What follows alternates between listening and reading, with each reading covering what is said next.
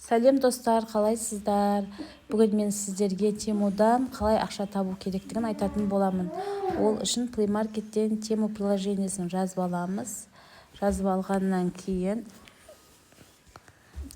Тему қолданбасында іздеу поискісін басамыз. Поискке ASW801602 деген кодты жазатын боламыз. Осы кодты жазғаннан кейін бізге осындай серіктестік бағдарламасы ашылады. Осы жерден біз қалай ақша табу керектігі жөнінде айтатын боламын. Табыс табу үшін кіресіздер. Кіргеннен кейін мына жерде реферал жарысы деп тұрады. Яғни 1 миллион теңге ұтып алуға болады, немесе бір адам шақырып 4 мың теңге ақшаны табуға болады. Егер сіздер достарыңызды шақырсаңыздар, сіздерге осылай ақша түсетін болады.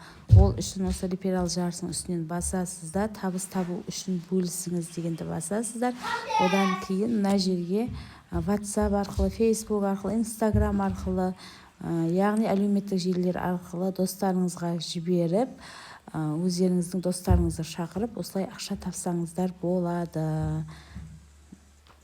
Мен 10.833 теңге таптым, оны PayPal арқылы шығарып алдым.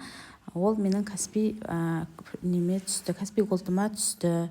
Сіздер де осылай ұтымды пайдаланып ақша табыңыз.